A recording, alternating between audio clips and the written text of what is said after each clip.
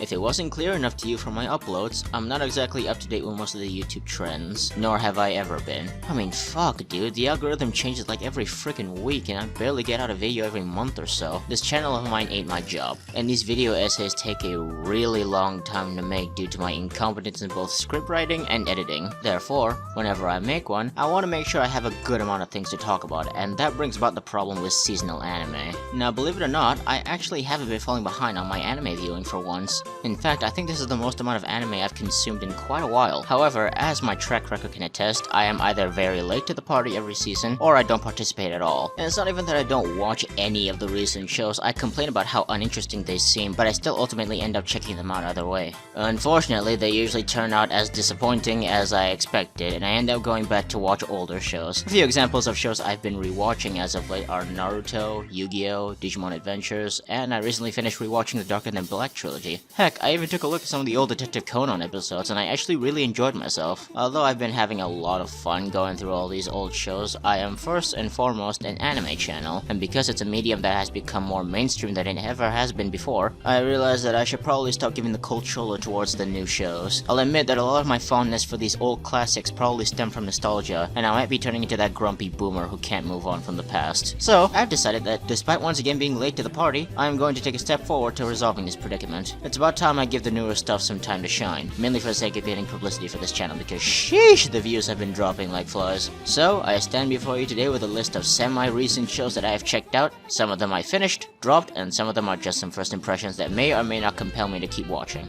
Keep in mind that I'm not limiting myself to this current season because that would honestly kill off some shows that I really do want to talk about just to complain, so let's establish a rule. If it happened in 2021, it's fair game. Alright? Cool. Before we begin though, here are some honorable mentions of shows that I have seen but don't have much to say about. Didn't like the first season, so I'm not going to bother with the sequels. Trash, trash, trash, dog shit, absolute garbage. Still as fun and enjoyable as the first season. Surprisingly a lot of fun. Second half of the first season got really bad and it doesn't seem to be recovering. Fuck you. Really not as deep as you think. Pretty visuals does not equate to deep, you fucking moron. And with that out of the way, I'm sure you now have a good idea on what kind of individual I truly am. I really wish I could have added Haikyuu in there, but unfortunately that was a 2020 show. I guess it's for the best because it is a really great show and I have a lot to say about it. Also, one more thing to note is that I'm not including shows that I have already made dedicated videos for on this list. So if you want to know my thoughts on Mushoku Tensei and redo of Healer, go and watch these. So, without further ado, this is, in no particular order, Seasonal Anime Hell. あ、ねえねえ、そういえばさ。きっと消えない今日は言えない元通りにはもうできないあの頃に君を残したま I've covered romance more than any other genre on this channel of mine, so I think it's only fitting that we start off with a show that falls into that category. Now for those of you who don't know, the Horimiya manga actually started off as a web manga dating back all the way to 2008. It wasn't until 2011 that it was serialized as an official manga under Monthly G Fantasy. This is not even the first time it's been adapted. There was actually an OVA series released back in 2012, so it goes without saying that this is a pretty old product. As for me, I first heard of this series several years back from my older sister of all people, who was not only an avid shoujo manga enjoyer, but a small-time fujoshi as well. She assured me good things about it, but I never really took a look at it since I was still going through my immature shonen phase. You're a nobody! Here! So, imagine my surprise when I heard that not only was it getting an anime adaptation, but that it was also one of the most popular manga on my anime list, currently ranking 13th as of the time of this recording. All these factors meshed together naturally compelled me to go check it out. I watched it in its entirety from start to finish, so what do I think of it? Well, let's take a step back for a second and go over the plot. The story centers around our two protagonists, who each share the spotlight in terms of importance. Kyoko Hori is the popular girl in school, cheerful personality, athletic, smart, and considered by many to be very pretty. Izumi Miyamura, on the other hand, is a gloomy, introverted, and socially awkward young man who's always been the odd one out in school. Unbeknownst to those around him, Hori holds a very dark secret. She's a hardworking homebody that does all the chores. Yeah, I really don't see what the big deal about that is. Maybe if it was in the current era, I could somewhat understand her wanting to keep that a secret simply to avoid some Karen on Twitter throwing a tantrum about sexism, but this was back in 2008, my guy. Why would she feel the need to keep this a secret like she was doing drugs or some shit? But whatever. Whatever, I'm nitpicking, that's what her secret is, I'll move on. One day, Hori's little brother comes home from soccer practice with a bleeding nose, and the one who brought him home was none other than Miyamura. As it turns out, he's only a nerdy looking loser at school, and outside of that, he looks like what most people would consider in this day and age as an e-boy, with tattoos and piercings all over him. You don't want to be like this. This is disgusting. This is awful in every way. If I could kill it, I would. But I legally can't. But I've considered it. They hang out for a bit, slowly bonding over their respective secrets and how oh so different from how they're perceived at school. It ends with Miyamura promising Hori to drop by again sometime on account of the fact that her brother seems to really like him. From then on, they begin to grow closer and slowly but surely start to become a regular presence in each other's lives. Now, because we don't have a lot of time, I won't beat around the bush or sugarcoat anything. This show was pretty underwhelming, all things considered. There's nothing inherently stupid about it or anything, but it's painfully mediocre for something with this much of a reputation. I know it's not trying to be something extraordinary, and I've heard that the reason that a lot of people like it was because it was a very straightforward and simple romance with very cute moments. I, however, found the romance to be one of the weakest parts of this show, which is not exactly a good thing for a rom-com. I really am not as fond of Hori and Miyamura's relationship as most people. I find it to be incredibly rushed and really hard to believe. Maybe if it took a bit longer for them to get together as a couple, I'd be willing to buy it, but from how it plays out, it just seems like they fell in love with each other for no freaking reason. It's a little more understandable from Miyamura's side, considering his entire life started turning around when he started hanging out with Hori, but there's very minimal reason I can see as to why she would develop feelings for him aside from his good looks. How dare you! Oh, but Pseudo, don't you see how sweetly he treats her? Maybe you're just an insensitive incel who doesn't understand women. And you know what? Fair enough. This is coming from the perspective of someone who's never been in a relationship before, so take what I say with a grain of salt. However, allow me to elaborate. First of all, Miyamura only started treating her exceptionally well after they started dating. He is, by nature, a very timid and kind-hearted guy who treats everybody nicely. Sure, he might have been the most comfortable around Hori, but I never saw him treating her in any sort of special way prior to their relationship. Secondly, Hori barely even noticed Miyamura's existence until he showed up at her house that day, and from the very beginning, she came off as such a headstrong and independent character. So because of that, it'd be fucking baffling to see her become weak in the knees for any guy, not just Miyamura. Maybe it'd be a bit more understandable if it started off with her developing a small crush on him, but she immediately became so helplessly in love with him that she broke down crying when she thought he might have already had a girlfriend. And I'm not saying strong-willed characters can't become like this for a love interest, but the problem is that it happened way too damn fast. Alright, but you can't deny that their relationship is really cute. Is it though? I'm not so sure about that one, Chief. Look, it's fine if you like it, but I honestly do not care for the relationship. It feels kinda forced to me. Hori is so unabashedly possessive of Miyamura to the point where it genuinely seems unhealthy. Sure, it's played off for laughs in this scenario, but if it wasn't dead set on being a slice of life romance, I could easily see this turning into a yandere horror flick. She demands quite a lot from him, and gets so easily annoyed whenever he gets even remotely close to another female, and he's just left sitting there always having to bend over and try to cater to her low-key insane mood swings. It comes off as pretty toxic. ああ、チカちゃんのこと？ちかちゃん？ああ、八坂の宮村が女の子を名前で呼ぶの初めて聞いた。腕組んで外歩くんだね。八坂の頭のいいちかちゃんと。堀さん？誤解だって。チカちゃんとはそんなんじゃなくて。あ、進路？堀さん、どうしよう。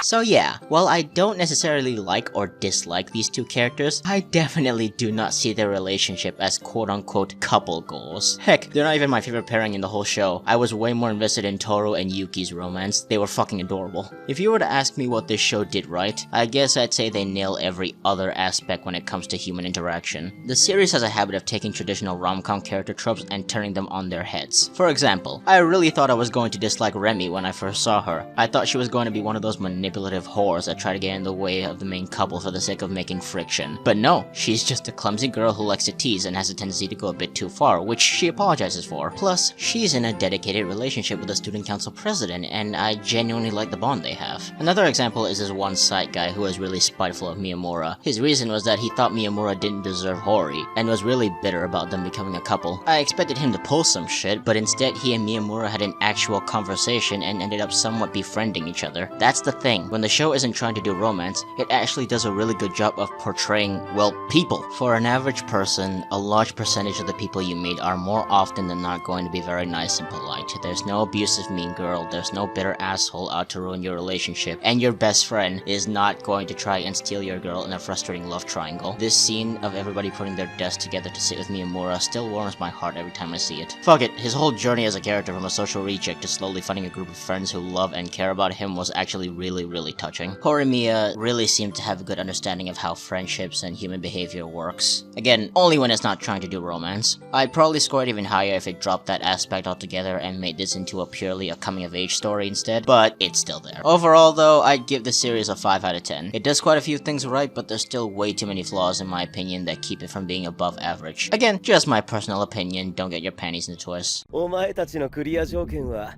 俺がハイジャックを試みた理由を当てること。それだけだ。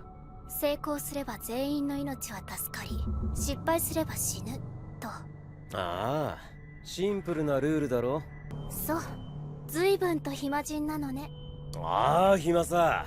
暇が高じてうっかりハイジャックをしてしまうくらいだ。はい。じゃあそれが答え。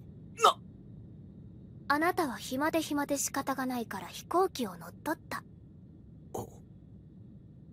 ファイナルアンサー。 Wrong.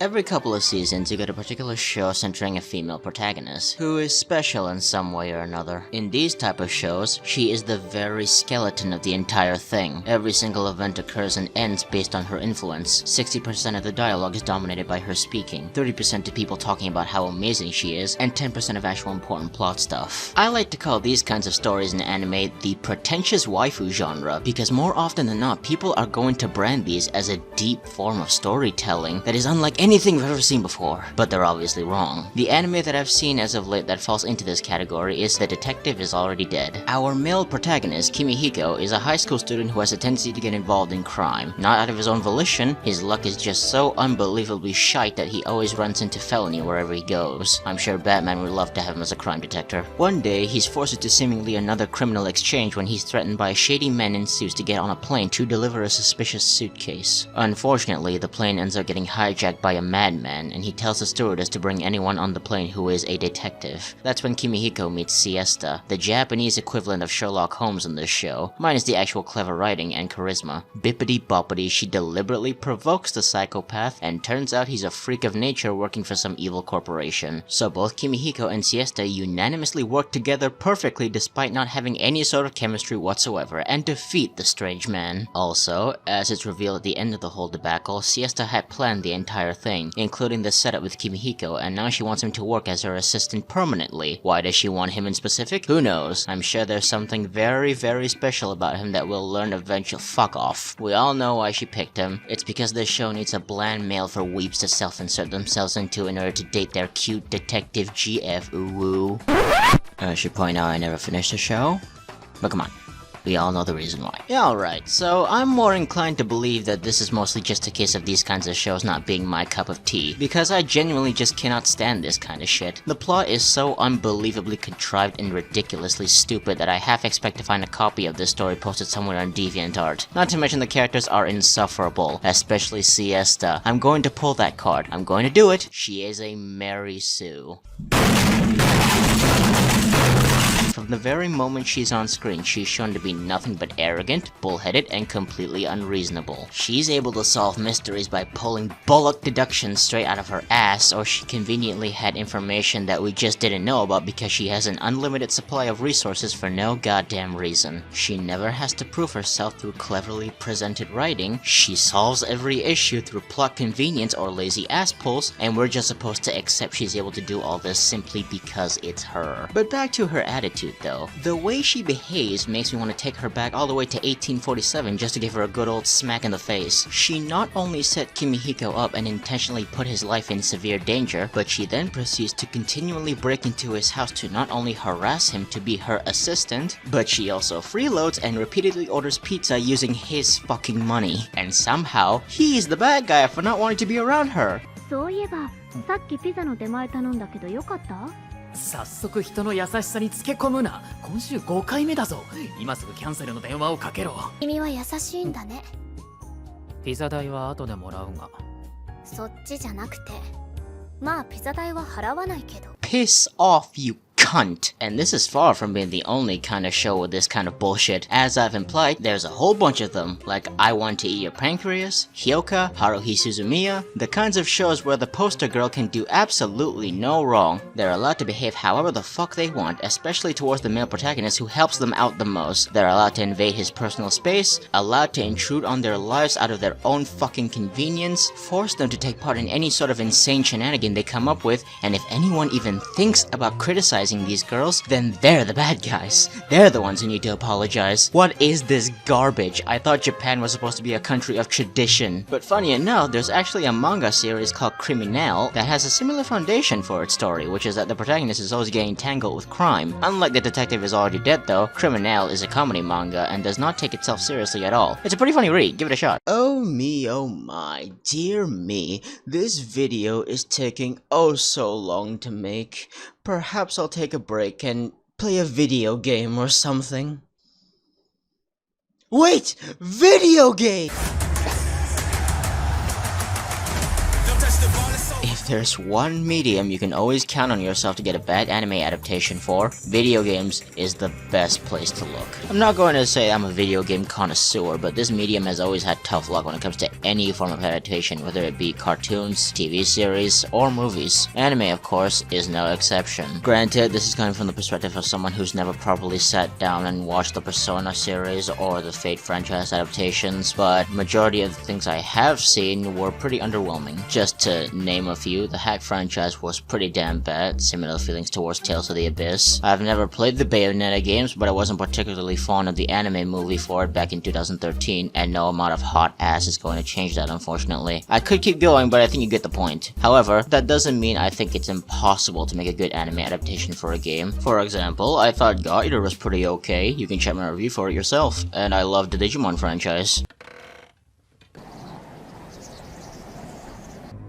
Yeah, you heard me. The first Digimon anime and video game might have came out the same year, but the game released first, so I'm counting that. This is not even the first form of Digimon. This stuff started off as Tamagotchis. This brings us to the days of the Nintendo 3DS and the existence of The World Ends With You, the game that had personally one of my favorite stories in all of gaming. It had a very interesting premise, likable characters, really unique gameplay, and a banger of a soundtrack that I will not play due to copyright reasons. Point is, I like this. it's a really good game. I liked it a lot. Unfortunately, the anime, as per tradition, was terrible. Okay, I'm over-exaggerating. It's not good, but it's far from being the worst thing ever. Let's take a step back for a second though and go over the plot. The story of The World Ends With You takes place in the bustling city of Shibuya. Within the city, supernatural creatures known as the Reapers have gathered together the souls of several people who have recently passed away to participate in something known as the Reapers game. How this event works is that throughout each day of an entire week, the participants will be presented with an objective and a set amount of time to complete it. They must complete the task they are given before the timer on their hands reach 0. Failure to do so will result in immediate termination, and that player will be erased from existence. Those who survive until the end of the week will receive a special reward in the afterlife, or even have a second chance at living if they're so inclined. There's a bit more details about the whole thing, but that would require for me to go into heavy spoiler territory, which I don't feel is necessary. The anime doesn't exactly do anything wrong with the world building and setting. They get the rules and regulations across well enough for you to know what's going on. The story is coherent enough for you to understand and follow along, but the main problem I have with the adaptation is that it kills a lot of the life that the game had, and that's mainly because they butchered the character moments. The best example I can give is our main protagonist Neku over here. In the beginning of the game, Neku was shown to be a very abrasive, cold, and unsociable person with a massive stick up his ass. To put it in simple terms, he was an edgelord. When he was forcibly signed up for the Reapers game though, he lost all memory of his life aside from his name. He was at a complete and utter loss to his surroundings. However, his desire to avoid any social interaction with other people was very much still intact, almost as if it was a natural part of his DNA. Because of this, he refused to work with others despite not knowing anything. He's constantly rude and actively tries to shove away those trying to get close to him. He was uncooperative, moody, and overall a really unlikable character to be around, and that was the point. Neku being a huge dickhead was a very important aspect because one of the main points of the story was seeing him grow out of that mindset and mature. Neku's partner, Shiki, is such a nice and outgoing person that it's annoying to see Neku spit all over her attempts to get along with him. Two other characters, Beat and Rhyme, were also people who tried to get close to him, and he instead mocks them and tells them they'd only get in his way. All these events were important because it made his eventual development even more impactful. In the anime, none of this is present. Neku is nowhere near as sarcastic and hostile as he was in the game. He'll do a little grumble every now and then, but he'll still end up following along with everyone with minimal resistance. In the game, people had to actively pursue him to get him to cooperate. In the anime, there's absolutely no need for that. This is not Neku. This is a walking flesh suit of him with no personality whatsoever. The scene that made me immediately know this adaptation was not going to be very good was a scene in the very first episode when Neku tried to fucking kill Shiki. In the game, this scene worked really well because we went on several missions with Shiki in tow beforehand, and throughout the entirety of those missions we got fairly acquainted with Neku's less than pleasant attitude. He hated the whole situation. He hated that he had to follow the rules. He hated that he had to work with Shiki, and he despised the thought of having to talk to more people. All he wanted was to get back to his own life. All this eventually built up to a point to where the stress was just too much to handle, so when the Reaper offered to set him free if he kills Shiki, he caves in. In the show, not only does it happen way too quickly, but what little build up we did get didn't help whatsoever. Neku showed no signs of hating social interactions at all. He came off more as just tired and lazy rather than antisocial. This doesn't just make him look incredibly fucking retarded and gullible when he attempts to murder his partner, but it also makes him look like he's fucking bipolar. This is only one example of them completely botching character moments. There's so many different scenes of them missing the mark by cutting out a lot of small interactions that help build up the mood. There are so many instances where I thought, oh boy, this is the start of the really long build up to that really great scene in the game, only to have that scene they were supposed to be building up to first happen a few minutes later. I was left flaccid so many times. Overall though, it's not horrendously bad if you're an anime only, but it's a really big slap to the face for anyone who has played the game. For those of you who have never had the pleasure of playing it, I highly recommend you skip over the show and just get to the game because it is honestly still the best way to experience a story. At least in my opinion.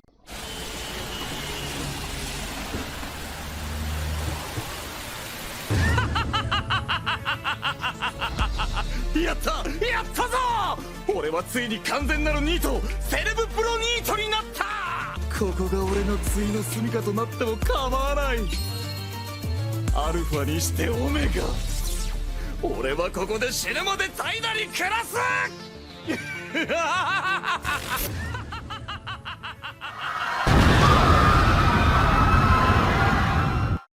Of course, we can't have an anime list without including an isekai because that's apparently the most popular genre in the current era, second only to shonen. Make You Black Company follows the story of our protagonist Kinji Ninomiya, a sleazy businessman in the real estate business who had managed to amass so much wealth that he's able to fund a penthouse lifestyle without ever having to work. Just as he was about to carry out the rest of his life as a shut-in NEET, he's suddenly transported into a fantasy world out of nowhere and forced into a life of hard labor in the mines. That's it. That's all we're given. There's absolutely no rhyme or reason as to how or why he was transported, just that he was. He never had any desire to leave his current life, he didn't perform any weird ritual, he didn't even get hit by a truck, he was just chilling in his apartment, and he was just brought into this world for no fucking reason. Hey, remember when the prospect of going to another world was unique and interesting? How the main appeal of the genre was about the beauty of fantasy and the greatness of exploration and all that good shit? Back when the entire point of the whole thing was to tell an actual story, instead of creating a competition on who can make the best meme on 4chan. Oh, but who cares about that shit? Here's Jeffrey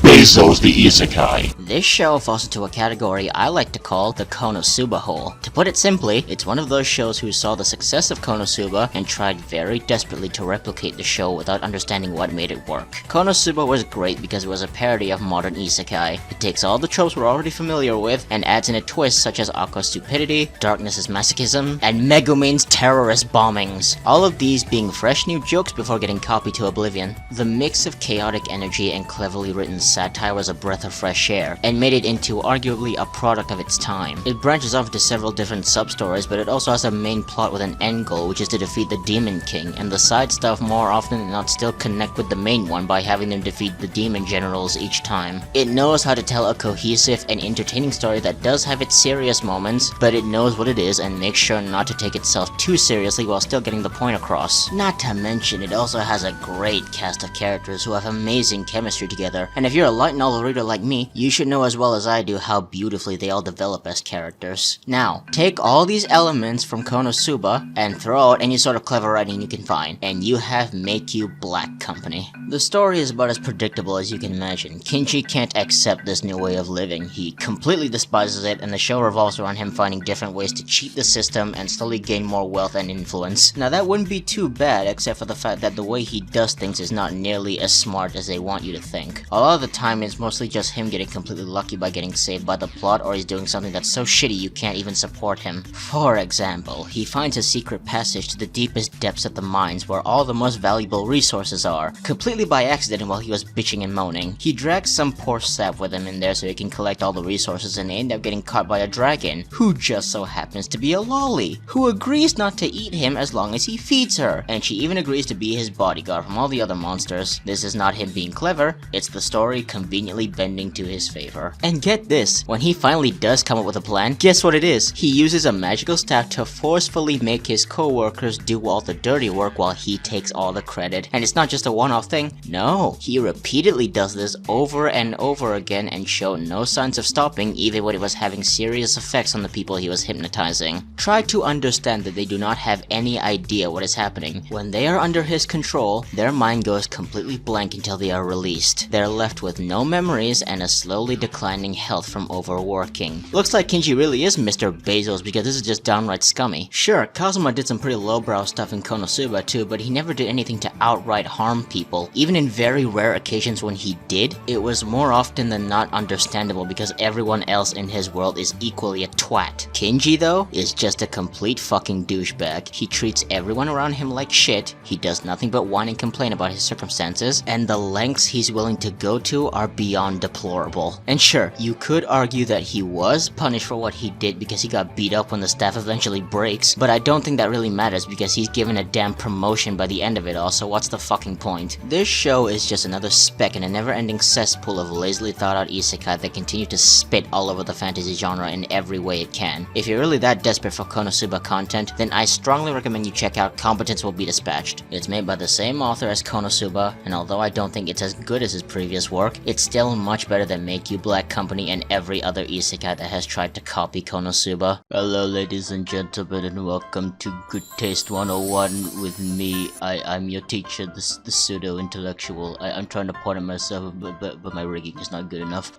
Today we're gonna be looking at the My Anime List page of Girlfriend.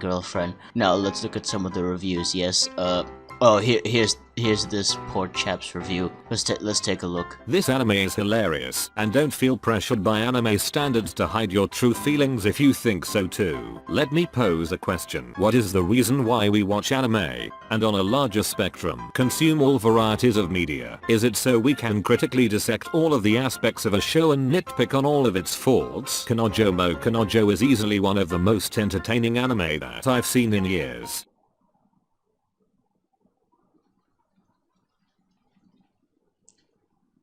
So as you can see, we have a fatherless child. Do you remember school days? Do you remember how universally hated it was for how distasteful and infuriating the story and characters were? Well, take that premise, allow a toddler with a crayon to scribble all over it, remove all the edge, and make every single character even more retarded than they already were. Mix all these factors together and you get Girlfriend. The story follows Naoya Mukai, a first-year high school student who had recently got into a romantic relationship with his childhood friend, Saki, right from the start of the series. The first quarter of the entire first episode was spent on him throwing a fit on how much he loves his girlfriend, and how the thought of him even thinking about cheating on her was absolutely preposterous. Darling, I would never look at another woman. I only have eyes for you. So naturally, when he's confessed to by another first year by the name of Nagisa, he is immediately captivated by her. At first, it looked like he was about to do the sensible thing and turn her down, but he apparently fails to stop his penis from vibrating at a sheer horn after realizing how skilled of a woman she is. So, he takes back his rejection and instead goes to his first girlfriend to convince her to allow him to have a polygamous relationship with them. This was on the same day he made that whole speech about how much he fucking loved her. This series was a massive pile of shit. Not even gonna joke about it. It's without doubt the worst show out of all the things I've compiled here today. It's pure bullshit that sets itself to pander to every single incel otaku out there. The story flip-flops between non-existence to nonsensical, the characters contradict themselves on every other instance, and the animation, despite me not liking to talk about production, I have to point out I find it pretty damn ugly. There's too many bright colors, it feels like cotton candy to the eyes, and I already despise that lump of sugar in my mouth. And don't get me wrong, this isn't a jab at harem anime as a whole. I get the appeal of them, I really do. I was young as well at one point. But come on, there's not a single bit of effort put into this show. The girls practically just fall onto his lap the second they meet him. Halfway through the first episode, he already had 2 of them madly in love with him. If you're gonna treat the female characters like trophies, at least make the challenge of earning them an actual challenge. Do you have any idea how many times Keitaro had to get his ass beaten before they even started treating him like a decent human being? Remember how Raku had to actually spend time with his girls before they fell in love with him? How he had to be selflessly kind and considerate in order to make them see him as a male worth being affectionate over? I sure do. That's why I hate girlfriend. Oh,